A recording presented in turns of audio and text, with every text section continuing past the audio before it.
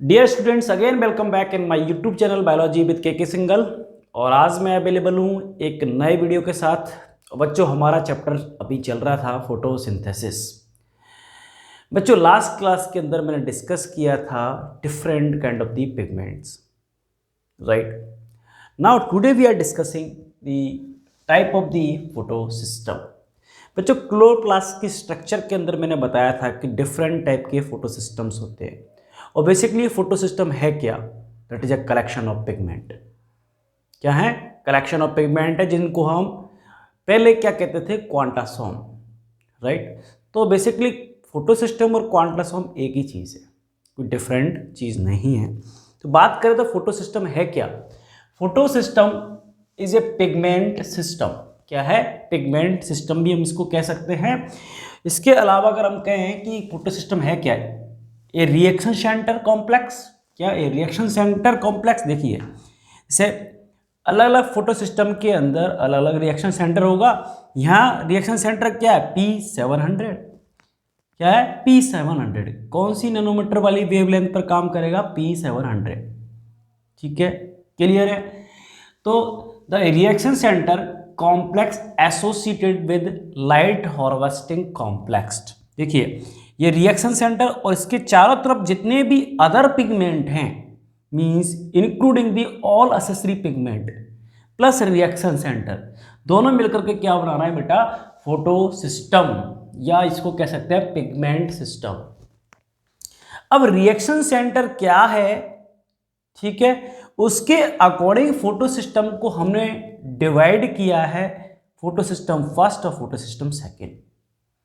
अगर देखा जाए तो जो फोटो सिस्टम फर्स्ट और फोटो सिस्टम जो सेकंड है, नाम जो दिए गए हैं, it is according to the discovery. जो पहले डिस्कवर्ड हुआ उसको अपने फोटो सिस्टम फर्स्ट कह दिया, और जो बाद में डिस्कवर्ड हुआ उसको फोटो सिस्टम सेकंड कह दिया। ओके, क्लियर बात।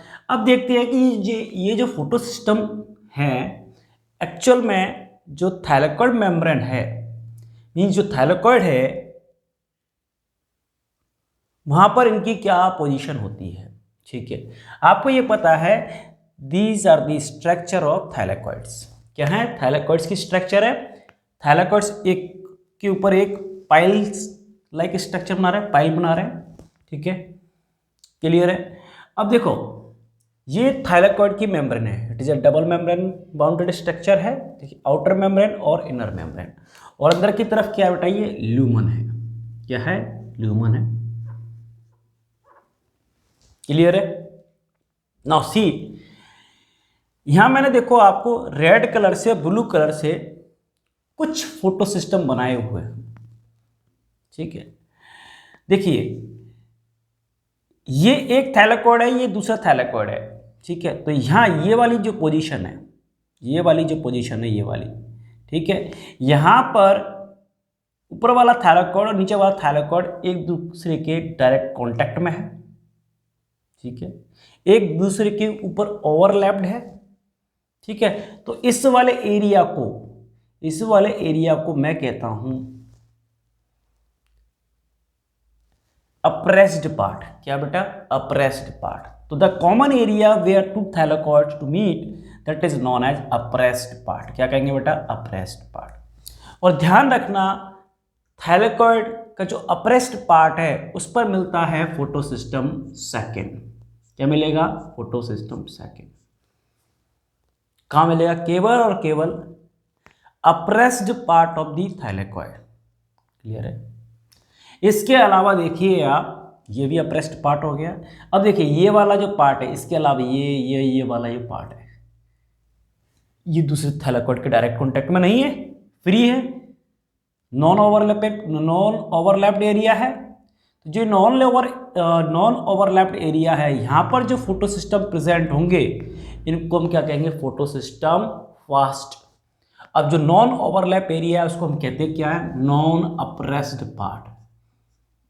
Non apprised part. बात क्लियर है। तो नॉन अप्रेस्ड पार्ट कहां पर है? जो नॉन ओवरलैप एरिया है।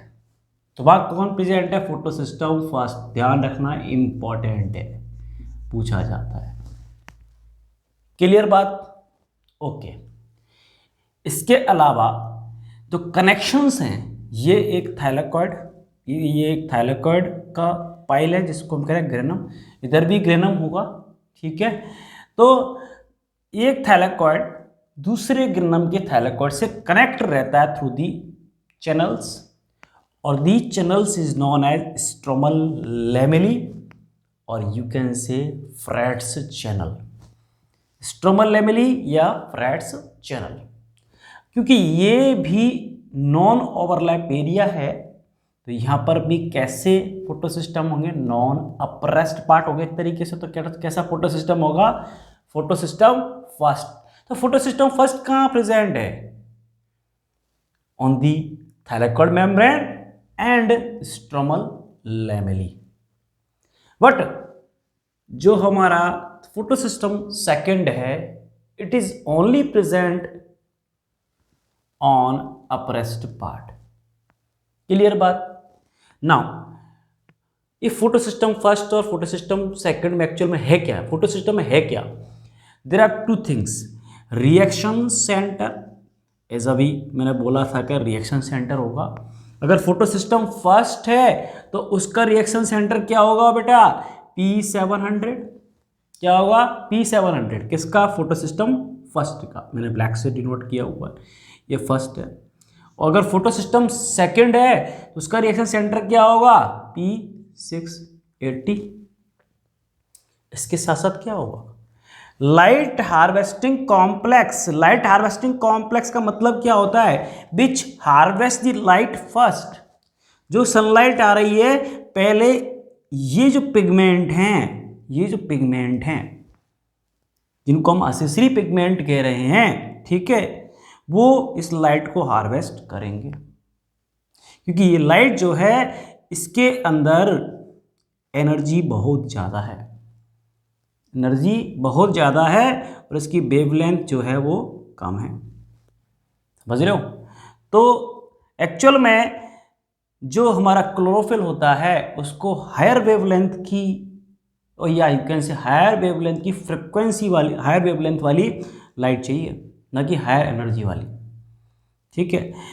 तो ये क्या करते हैं, इलेक्ट्रॉन जो भी यहाँ से सनलाइट आ रही है, जो भी फोटोन आ रहे हैं, पहले जाएंगे एक्सेसरी पिगमेंट के पास, ठीक है, जो पिगमेंट मॉलिक्यूल्स हैं। ओके, अब ये जो पिगमेंट मॉलिक्यूल्स हैं साइड्स के अंदर, मींस रिएक्शन सेंटर के अलावा जो पिगमेंट मॉलिक्यूल्स हैं उनको हम क्या कहते हैं, लाइट हार्वेस्टिंग कॉम्प्लेक्स या लाइट हार्वेस्टिंग पिगमेंट। क्या है, लाइट हार्वेस्टिंग पिगमेंट। अब इस लाइट हार्वेस्टिंग पिगमेंट के साथ साथ एसोसिएटेड प्रोटीन भी हैं। क्या है, एसोसिएटेड प्रोटीन भी हैं। तो light harvesting pigment plus protein दोनों मिलकर के क्या बनाते हैं बेटा, लाइट हार्वेस्टिंग कॉम्प्लेक्स। ठीक है, क्लियर है। और ये जो पिगमेंट का जो कलेक्शन है, यहाँ पर जो पिगमेंट है, इट इज अराउंड 250 to 100, 250 से लेकर 400 तक एक फोटो सिस्टम में ये पिगमेंट हो सकते हैं। और क्योंकि ये एक एंटीना का काम कर रहे हैं, ये पिगमेंट मॉलिक्यूल एक एंटीना का काम कर रहे हैं। एंटीना का मतलब क्या होता है, विच रिसीव दी सिग्नल। ठीक है, तो यहाँ पर ये जो पिगमेंट हैं वो कर क्या रहे हैं, एक्चुअल में जो फोटोन आ रहे हैं सनलाइट से उनको रिसीव कर रहे हैं। तो आई कैन से जो पिगमेंट मॉलिक्यूल्स हैं उनको मैं क्या कह सकते हूँ, क्या कह सकते हैं हम, एंटीना मॉलिक्यूल। क्या कह सकते हैं, एंटीना मॉलिक्यूल। बात क्लियर है, क्या कह सकते हैं हम, एंटीना मॉलिक्यूल। ओके, बात क्लियर है। तो यही मैंने बताया कि फोटो सिस्टम फर्स्ट हो या फोटो सिस्टम सेकेंड हो, उसके अंदर दो मेन चीज़ें, reaction centre and light harvesting complex. Reaction centre जहाँ पर एक्चुअल में द फॉर्मेशन ऑफ एटीपी और NADPH2 होने वाला है, जिसकी वजह से फॉर्मेशन ऑफ एटीपी और NADPH2 होने वाला है। और रिएक्शन सेंटर मेनली किसकी वजह से है, that is A chlorophyll A.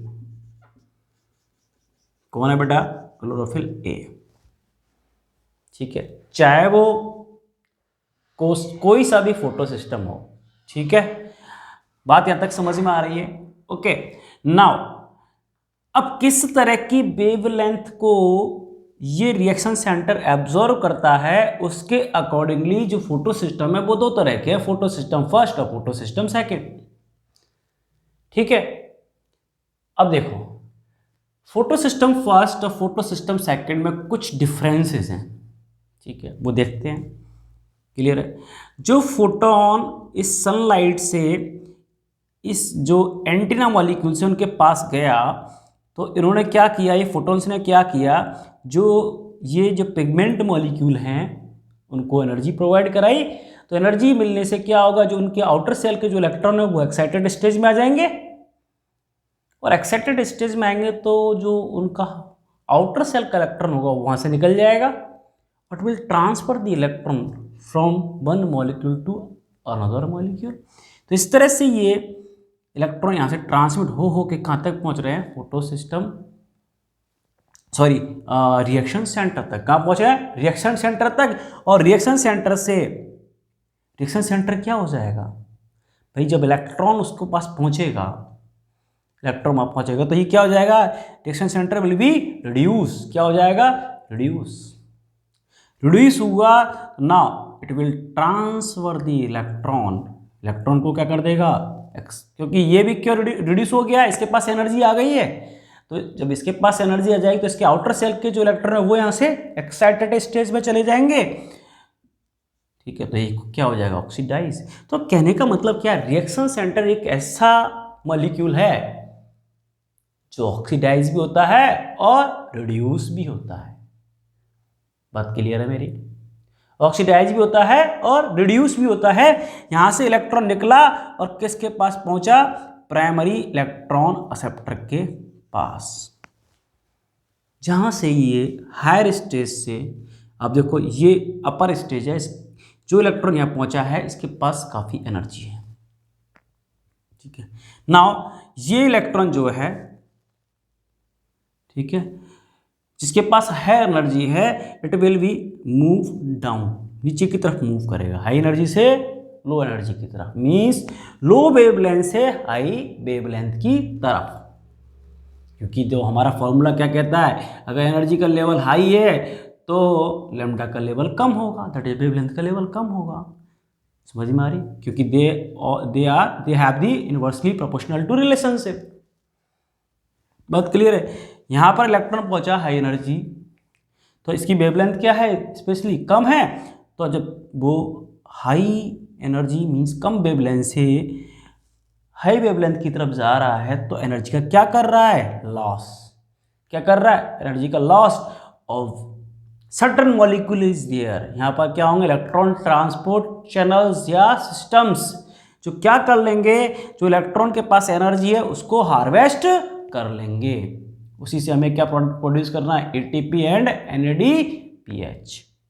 बात क्लियर है? लाइट रिएक्शन में करते क्या है, बेसिकली हम यही तो करते हैं, जो physical form of the sunlight है उसको कन्वर्ट करते हैं chemical form of the sunlight, और यही हमें करना है। क्योंकि जो एटीपी और NADPH जो फॉर्म होगा लाइट रिएक्शन के अंदर, वो क्या काम आएगा, डार्क रिएक्शन के अंदर। क्लियर? बात यहाँ तक क्लियर है ना? जो फोटो सिस्टम है मैंने बताया दो तरह के, photo system first and photo system second. Photo system मैंने फर्स्ट बताया अभी कि इसकी लोकेशन कहाँ है, दोनों जगह है, non apprised part and stromal lamellae. लेकिन फोटो सिस्टम सेकेंड सिर्फ और सिर्फ एक ही जगह प्रेजेंट है, that is apprised part.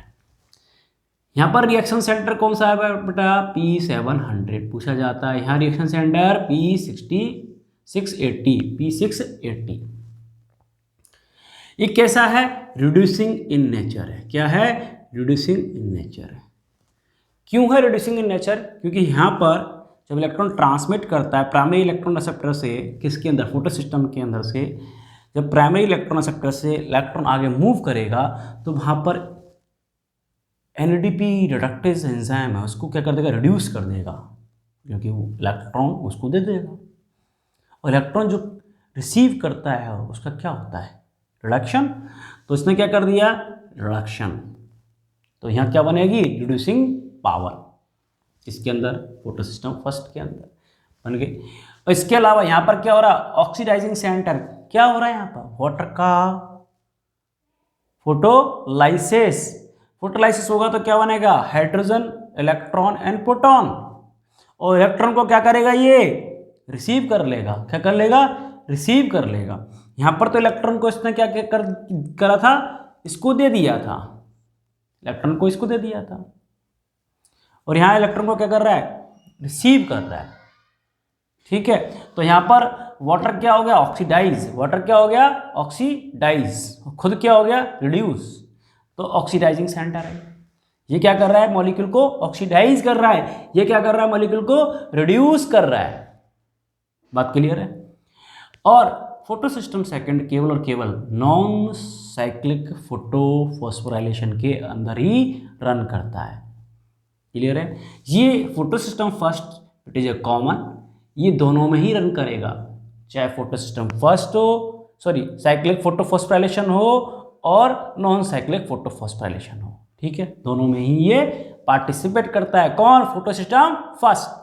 Second केवल और केवल नॉन साइक्लिक फोटोफॉस्फोराइलेशन के अंदर ही पार्टिसिपेट करेगा। बात क्लियर है, तो इंपॉर्टेंट है, इस चीज आपको याद रखनी है, काफी कंसेप्चुअल है। रिड्यूसिंग नेचर मतलब ये दूसरे मॉलिक्यूल को रिड्यूस कर रहा है, और ये यहाँ क्या कर रहा है, यहाँ दूसरे मॉलिक्यूल को ऑक्सीडाइज कर रहा है। क्योंकि यहाँ पर फोटो सिस्टम से एसोसिएटेड होता है ऑक्सीजन इवॉल्विंग कॉम्प्लेक्स। आगे डिस्कस करेंगे हम ऑक्सीजन इवॉल्विंग कॉम्प्लेक्स। तो क्वेश्चन पूछा जाता है, ऑक्सीजन जो इवॉल्व होती है it is because of cyclic photophosphorylation और नॉन साइक्लिक फोटोफॉस्फोराइलेशन। तो नॉन साइक्लिक फोटोफॉस्फोराइलेशन, क्योंकि photo system second participate into the non cyclic photophosphorylation, तो ऑक्सीजन इवॉल्व यहाँ होगी। बात क्लियर है। तो बच्चों नेक्स्ट क्लास में हम डिस्कस करने वाले हैं the type of photophosphorylation, means cyclic photophosphorylation and non cyclic photophosphorylation. बिल्कुल कंसेप्चुअल डिस्कस करेंगे, ऐसा क्यों हुआ, क्या रीज़न है, किस तरह से इलेक्ट्रॉन का मूवमेंट हो रहा है। ठीक है, बट इसमें पूरी की पूरी जो ये हम डिस्कस कर रहे हैं it is also a chemistry यहाँ पर भी, क्योंकि इलेक्ट्रॉन प्रोटॉन का ही खेल है। ठीक है, अगर आपको इलेक्ट्रॉन प्रोटॉन की केमिस्ट्री समझ में आ गई है तो इसको समझना कोई बड़ी चीज़ नहीं है। तो आज के लिए बच्चों इतना ही। ठीक है, मिलते हैं फिर एक नए वीडियो के साथ कल। ठीक है, थैंक यू।